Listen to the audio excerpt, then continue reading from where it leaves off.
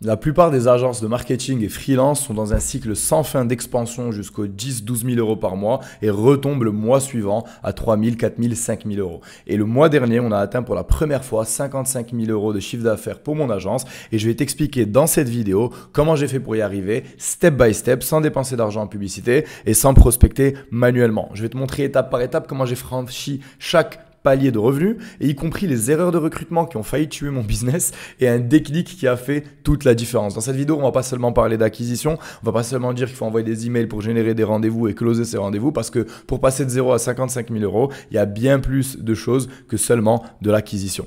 Alors, les fondations, c'est par là qu'on va commencer. Comment atteindre les premiers 20 000 euros de chiffre d'affaires? Et en général, quand on passe de 0 à 20 000 euros de chiffre d'affaires mensuel avec son activité, en fait, c'est quasiment que de l'acquisition. Et il n'existe que 3 façons de faire de l'acquisition en B2B. Soit de la publicité, soit le contenu, soit de la prospection. Effectivement, on peut dire qu'il y a le bouche à oreille, qu'il y a les recommandations, qu'on peut créer des partenariats stratégiques. Mais toutes ces choses-là n'ont pas de prévisibilité. Ça ne dépend pas de vous. Il n'y a pas d'input de votre part qui va créer l'output des rendez-vous de vente et des clients signés. Et le problème, c'est que je vois beaucoup d'agences choisir la mauvaise voie. Elles stagnent parce qu'elles n'ont pas de rendez-vous ou que très peu de rendez-vous. Moi, quand j'ai commencé, j'avais pas de budget pour dépenser d'argent pub et j'avais pas encore d'audience. Par contre, je voulais signer mes clients assez rapidement. C'est pour ça que j'ai misé sur le cold email comme canal d'acquisition, parce que c'est un levier qui n'est pas très coûteux et qui est immédiat dans les résultats. C'est-à-dire que demain, tu commences à envoyer des emails, demain, tu as tes premières réponses. Et si tu n'as pas des premières réponses, c'est pas parce que ça doit mettre du temps à fonctionner, c'est juste que ton mail n'était pas bien targeté ou n'était pas bien rédigé. Donc, moi, j'ai démarré avec aucune crédibilité. J'avais pas d'études de cas, j'avais pas d'interview client, j'avais personne que j'avais aidé. Il fallait donc se démarquer. Et donc, lorsque j'ai démarré, ok, très bien, je vais commencer par le cold email, mais pourquoi les personnes voulaient prendre rendez-vous avec moi? Et pourquoi est-ce que j'ai réussi à closer mes premiers clients seulement quelques semaines après le lancement de mes campagnes? Et en fait, c'est parce que j'ai décidé de développer une offre avec une garantie forte et une autre offre à la performance. Et c'est ce qui nous a permis de signer rapidement nos 2 premiers clients.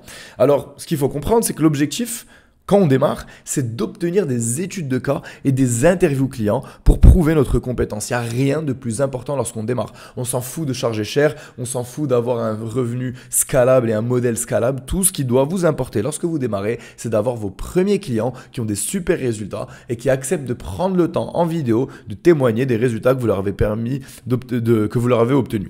Alors c'est pour ça que je dis que c'est un sprint jusqu'à la première étude de cas et c'est quelque chose que j'avais compris très très tôt. Et en fait, une fois que l'on a nos premières études de cas et interview client, là, on peut se permettre de changer d'offre, retirer la garantie ou arrêter de bosser à la performance. Parce que quand vous allez prendre un appel de vente avec quelqu'un qui prend du risque en investissant dans votre service, mais que vous n'avez aucune preuve de résultat par le passé de clients qui lui ressemblent, et quand je dis de résultats, je parle de résultats vraiment extraordinaires, on ne parle pas de résultats moyens. Et bien, quand vous n'avez pas ça, il est difficile de convaincre ce prospect qui ne vous connaît ni d'Ève ni d'Adam de vous payer des milliers d'euros. Et c'est pas la même chose quand on a une communauté parce qu'on a créé du contenu. Parce que les personnes qui nous voient sur les réseaux et qui viennent à nous, en général, ils nous font déjà confiance. Et donc là, c'est beaucoup plus simple de vendre quelque chose sans offre qui est réellement forte, sans garantie, sans travail à la performance. Mais quand on travaille avec du trafic froid, c'est-à-dire les pubs, la prospection, le cold email, le cold calling et tout ça, eh bien les personnes ne nous connaissent pas. Elles ne nous font pas confiance. Et c'est pour cela qu'il est primordial d'avoir une offre qui va nous permettre de convertir ce trafic froid en client payant. Et ce qu'il faut comprendre, c'est que l'offre impacte 2 choses. Elle impacte la génération de leads. Donc vous pouvez citer votre offre dans les messages de prospection. Moi, quand j'envoyais mes emails, je disais clairement on travaille à la perf ou bien on a un ROI de résultat, une garantie de ROI qui est contractuelle. Et donc, ça me permettait de générer encore plus de rendez-vous. Et pour ce qui est du closing, c'est beaucoup plus simple de closer des prospects au téléphone lorsqu'on a ce genre de garantie. Alors, j'ai lancé mes campagnes, mais ça ne veut pas dire que vu que j'avais pas d'audience, j'ai juste décidé de ne pas créer de contenu. J'ai quand même commencé à créer du contenu. Mais ça a été un levier complètement inattendu parce que moi, dans ma tête, je me suis dit, ok, je vais me lancer sur YouTube, je vais faire mes premières vidéos, j'ai aucune audience, ça va prendre probablement 6 mois, 1 an avant de porter ses fruits. Et donc, ce que j'ai fait, c'est que j'ai créé du contenu optimisé SEO pour répondre aux questions des prospects, même quand j'avais 0 abonné. Donc, je me suis renseigné grâce à certains outils sur quels sont les mots-clés qui sont déjà tapés par mon audience, quels sont les sujets que recherche déjà mon audience sur YouTube et j'ai juste capitalisé sur ce volume de recherche et créé du contenu éducatif avec des tutos que j'ai pu mettre sous les yeux de mon audience. Sur LinkedIn, ce que j'ai fait, c'est que j'ai documenté nos actions, les résultats et les apprentissages pendant que je lançais les campagnes de nos clients.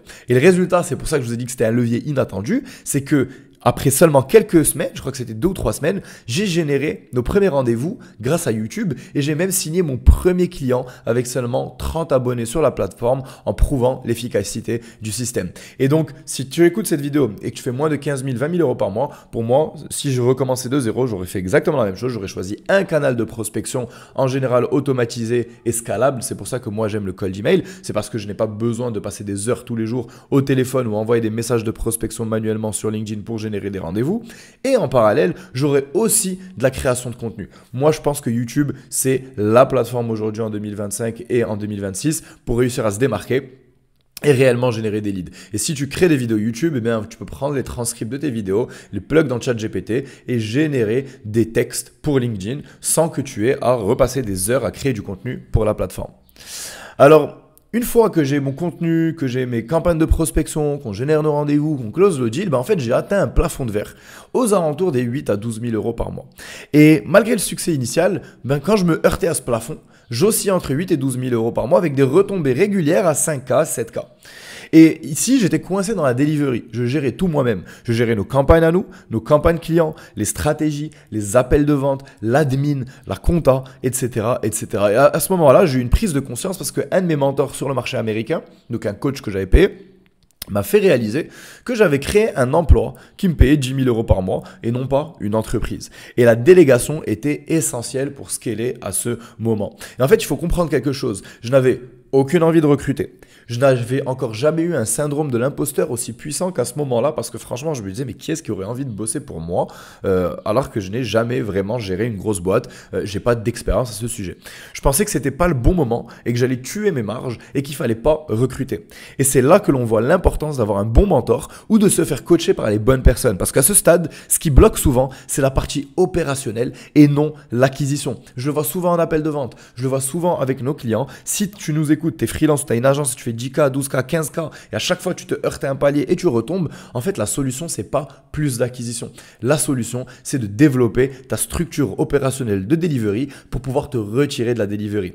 Et j'irai même jusqu'à dire que si tu fais 10, 12, 15K par mois et que tu fais de la delivery et de la vente, je te garantis que tu dois te mettre des bâtons dans les roues sur tes appels de vente parce que toi-même au fond de toi, tu n'as pas envie de closer autant de clients. Tu n'as pas envie de bosser 14 heures, 15 heures, 16 heures par jour pour délivrer à toutes ces personnes-là. Ça doit t'angoisser, ça te donner la boule au ventre et donc c'est normal que inconsciemment tu n'arrives pas à closer ces personnes parce que tu te mets toi-même des bâtons dans les roues. Et c'est pour ça qu'il est primordial de recruter, c'est pour que toi-même tu redéveloppes cette envie, tu redébloques ce truc en toi pour aller chercher du deal et closer des clients comme lorsque tu venais de démarrer ton activité.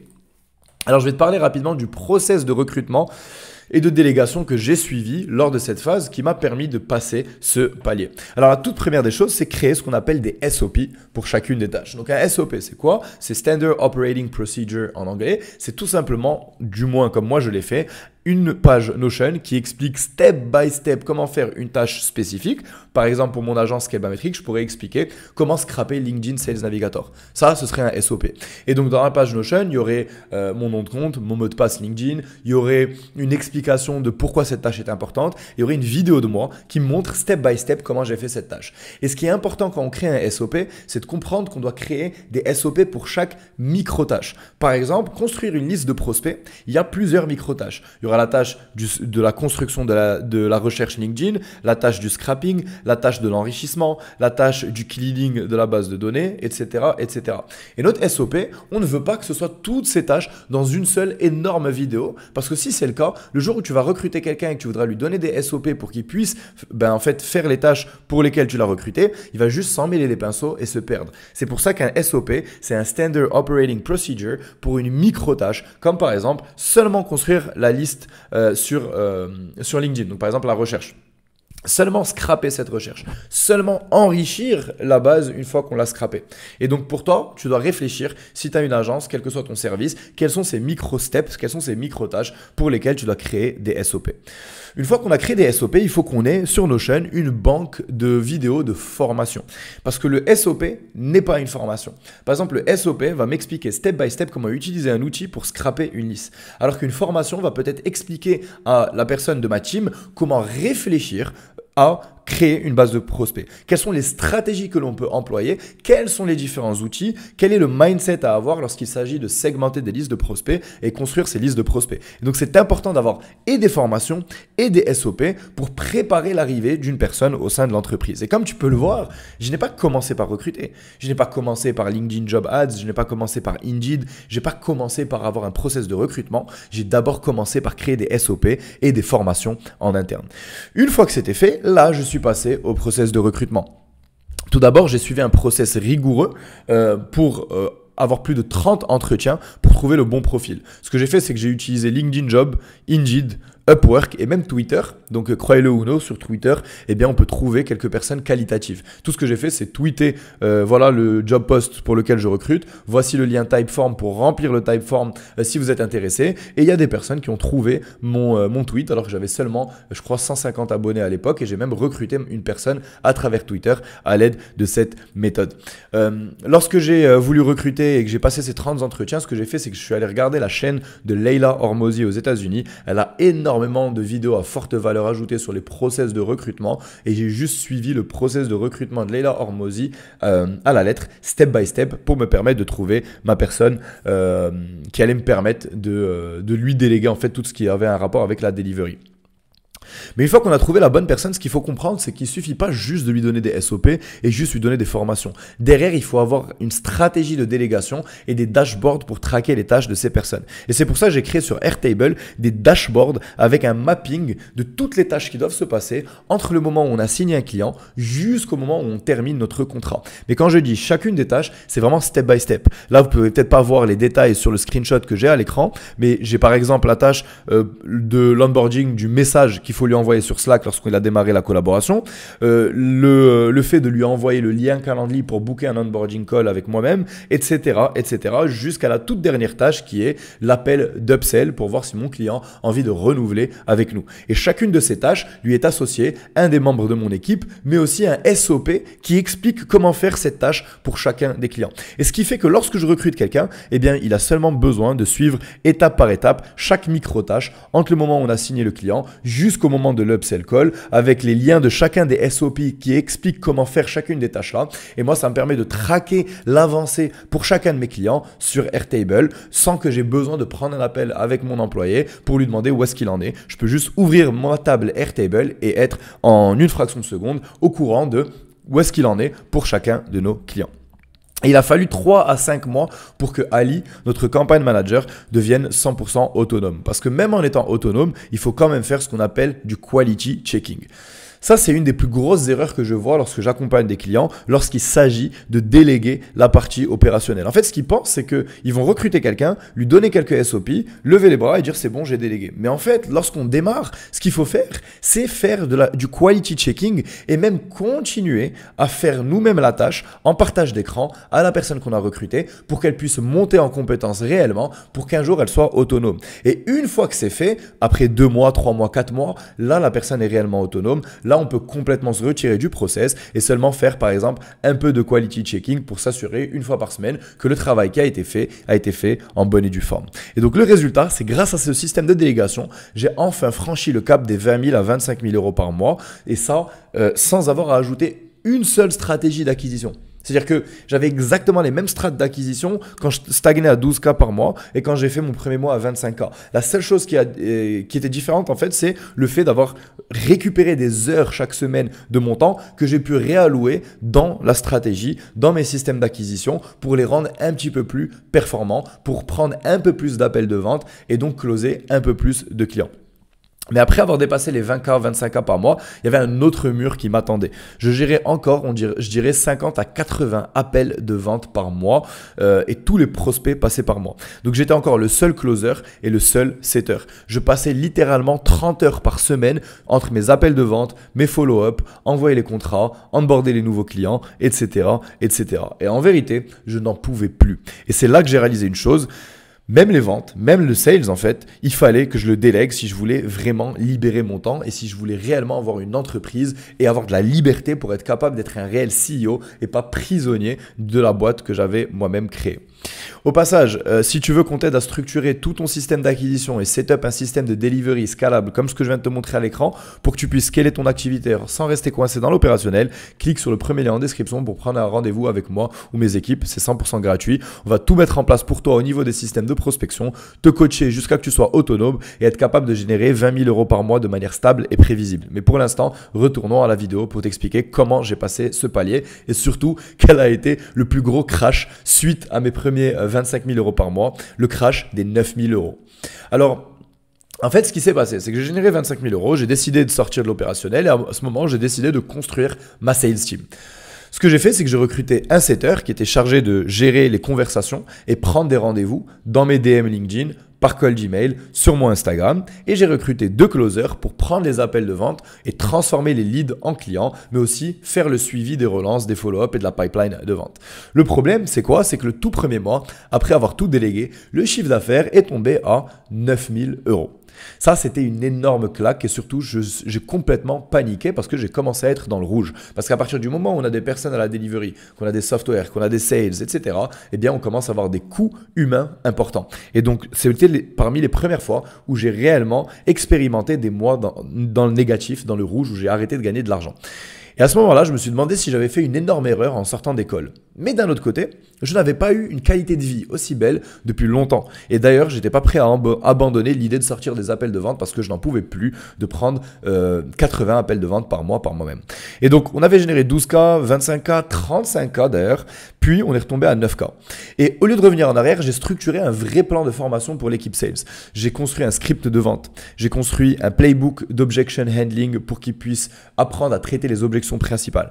On a commencé à faire des roleplays chaque semaine, de leur donner des feedbacks réguliers sur les appels de vente qu'ils enregistraient et que je revoyais par la suite. Et en moins de 2 mois, ils ont même réussi à battre mon record sur quelques semaines de prise de rendez-vous. Et cette délégation m'a libéré 30 à 40 heures par semaine, ce qui m'a permis de réinvestir ce temps dans ce qui génère vraiment du CA. Et donc, une fois que les sales étaient prêts, une fois qu'ils étaient capables de réellement closer des deals en utilisant le bon script, les bons playbooks d'objection handling et que j'étais là pour leur donner du feedback chaque semaine, eh bien, c'est là qu'on a pu atteindre les 55 000 euros en un mois. Et pour ceux qui veulent avoir une idée du réel système d'acquisition, le mois où on a réussi à générer 55 000 euros, eh bien c'est le suivant. J'ai publié 2 vidéos YouTube par semaine pendant plusieurs semaines avant de réussir à faire 55 000 euros. J'ai posté 8 à 10 fois par semaine sur LinkedIn pendant cette période. J'ai envoyé 3 mails de newsletter chaque semaine à ma liste. J'ai contacté entre 5 000 et 10 000 prospects uniques par mois à l'aide du cold Gmail. On a contacté entre 200 et 300 personnes uniques chaque semaine sur LinkedIn de manière 100% personnalisée et manuelle grâce aux setters que j'avais recrutés. J'ai fait une revue d'au moins 1 ou 2 appels de vente par semaine pour les closers afin de leur donner du feedback et j'ai fait une review de pipeline de vente chaque semaine avec des relances obligatoires pour nous assurer que tous les prospects qui nous avaient pas dit non et qui n'avaient pas encore closé recevaient soit un SMS, soit un appel, soit un email de relance. Et c'est ce combo qui nous a permis d'atteindre les 55 000 euros de chiffre d'affaires sur un seul mois sans publicité.